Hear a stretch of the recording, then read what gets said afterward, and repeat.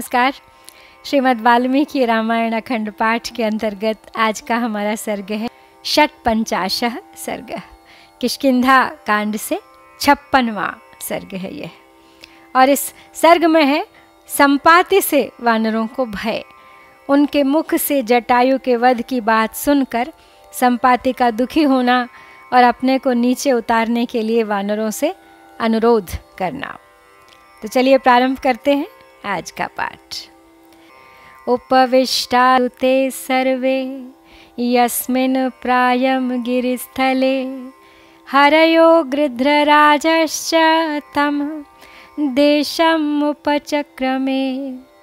सम्पातिर्नाम नाम्ना तु चिरजीवी विहंगमः भ्राता जटायुषः श्रीमान् विख्यात बल पौरुषः।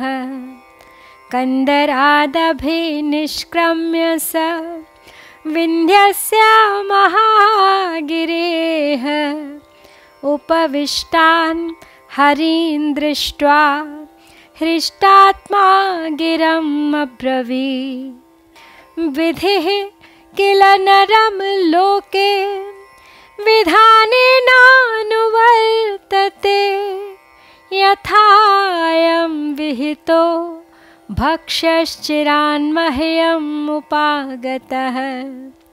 परम्पराणां भक्षिष्ये वानराणामृतं मृतम्।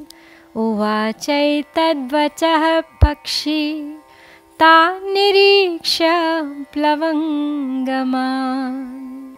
तो पर्वत के जिस स्थान पर वो सब वानर आमरण उपवास के लिए बैठे थे, उस प्रदेश में चिरंजीवी पक्षी श्रीमान गृध्रराज संपाति भी उपस्थित थे। वे जटायु के भाई थे और अपने बल तथा पुरुषार्थ के लिए सर्वत्र प्रसिद्ध थे। महागिरि विंध्य की कंदरा से निकलकर संपाति ने जब वहाँ बैठे हुए वानरों को देखा, तब उनका हृदय हर्ष से खिल उठा और वे इस प्रकार कहने लगे। बोले संपाति कि जैसे लोक में पूर्व जन्म के कर्मानुसार मनुष्य को उसके किए का फल स्वतः प्राप्त हो जाता है, उसी प्रकार आज दीर्घ काल के पश्चात यह भोजन स्वतः मेरे लिए प्राप्त हो गया है। अवश्य ही यह मेरे किसी कर्म का फल है। तो इन वानरों में से जो मरता जाएगा उसको मैं क्रमशः भक्षण करता जाऊंगा। तो ये बात उस पक्षी ने, संपाति ने, उन वानरों को देखकर कही थी और उनके आमरण अनशन की बात सुनकर कही थी। तस्य तद्वचनं श्रुत्वा भक्ष्यलुब्धस्य पक्षिणः अंगदः परमायस्तो हनुमन्तम् अथ ब्रवीत्। पश्य सीतापदेशेन साक्षात् वैवस्वतो यमः इमं देशम् अनुप्राप्तो वानराणां विपत्तये। रामस्य न कृतं कार्यं न कृतं राजशासनं हरिणामियम् अज्ञाता विपत्तिः सहसा गता। वैदेह्या प्रियकामेन कृतं कर्म जटायुषा गृध्रराजेन यत्तत्र श्रुतं वस्तदशेषत। तथा सर्वाणि भूतानि तिर्यज्ञो निगतान्यपि प्रियं कुर्वन्ति रामस्य त्यक्त्वा प्राणान् यथा वयम्।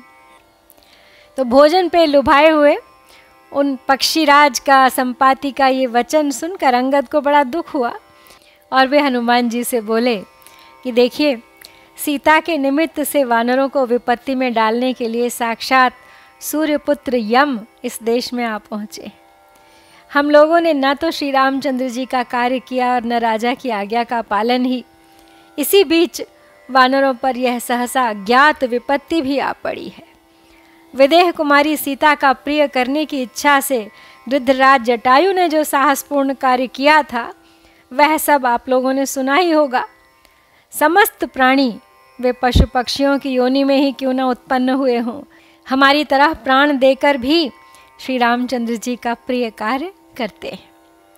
अन्योन्यम उपकुर्वन्ति स्नेह कारुण्य यंत्रिताः ततस्तस्योपकारार्थं त्यजतात्मानामात्मना प्रियं कृतं हि रामस्य धर्मज्ञेन जटायुषा राघवार्थे परिश्रान्ता वयं संयुक्तजीविताः कान्ताराणि प्रपन्नाः स्म न च पश्याम मैथिलीं स सुखी गृध्रराजस्तु रावणेन हतो रणे मुक्तश्च सुग्रीवभयात्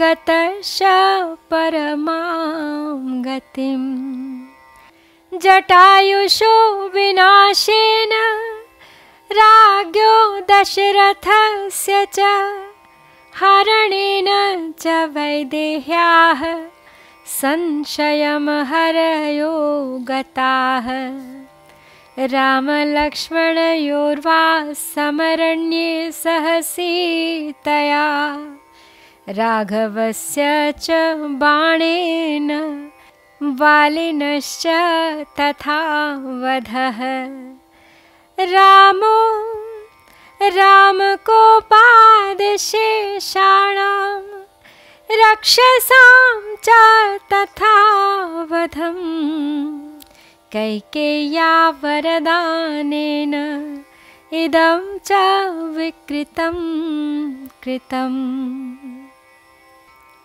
आगे कहते हुए कि शिष्ट पुरुष स्नेह और करुणा के वशीभूत हो एक दूसरे का उपकार करते हैं, अतः आप लोग भी श्री राम के उपकार के लिए स्वयं ही अपने शरीर का परित्याग करें। धर्मज्ञ जटायु ने ही श्री राम का प्रिय किया है। हम लोग श्री रघुनाथ के लिए अपने जीवन का मोह छोड़कर परिश्रम करते हुए इस दुर्गम वन में आए, किंतु मिथिलेश कुमारी का दर्शन न कर सके। गृद्धराज जटायु ही सुखी हैं जो युद्ध में रावण के हाथ से मारे गए और परम गति को प्राप्त हुए। वे सुग्रीव के भय से मुक्त हैं। राजा दशरथ की मृत्यु, जटायु का विनाश और विदेह कुमारी सीता का अपहरण, इन घटनाओं से इस समय वानरों का जीवन संशय में पड़ गया है। श्री राम और लक्ष्मण को सीता के साथ वन में निवास करना पड़ा। श्री रघुनाथ जी के बाण से वाली का वध हुआ और अब श्री राम के कोप से समस्त राक्षसों का संहार होगा। ये सारी बुराइयां कैकेयी को दिए गए वरदान से ही पैदा हुई हैं। तद सुखम अनुकीर्तितः वचो भुवि पतितांश्च निरीक्ष्य वानरान् भृशचकितं मतिर्महामतिः कृपणमुदाहृतवान् स गृध्रराजः तत्तु श्रुत्वा तथा वाक्यं अंगदस्य मुखोद्गतम् अब्रवीद्वचनं गृध्रस्तीक्ष्णतुण्डो महास्वनः कोऽयं गिरा घोषयति प्राणैः प्रियतरस्य मे जटायुषो वधं भ्रातुः कंपयन्निव मे मनः कथमासीत् जनस्थाने युद्धं राक्षस गृद्धयोः नामधेयमिदं भ्रातुश्चिरस्याद्य मया श्रुतम्। तो वानरों के द्वारा बारंबार कहे गए इन दुखमय वचनों को सुनकर और उन सब को पृथ्वी पर पड़ा हुआ देखकर परम बुद्धिमान संपाति का हृदय भी अत्यंत क्षुब्ध हो उठा और वे दीन वाणी में बोलने को उद्यत हो गए। ये कौन है जो मेरे प्राणों से भी बढ़कर प्रिय भाई जटायु के वध की बात कह रहा है? इसे सुनकर मेरा हृदय कंपित सा होने लगा है। जनस्थान में राक्षस का गृध्र के साथ किस प्रकार युद्ध हुआ था, अपने भाई का प्यारा नाम आज बहुत दिनों के बाद मेरे कान में पड़ा है।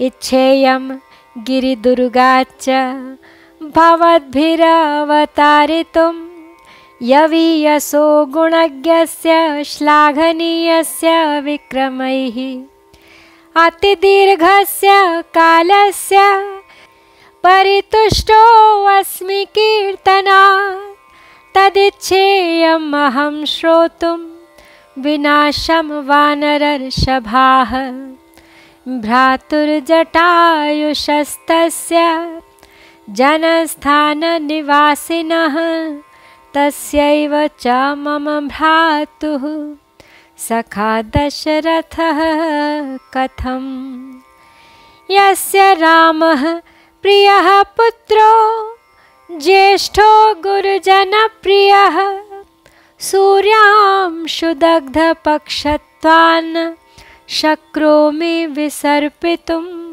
इच्छेयम् पर्वतादस्मादवतर्तुम् अरिन्दमाः।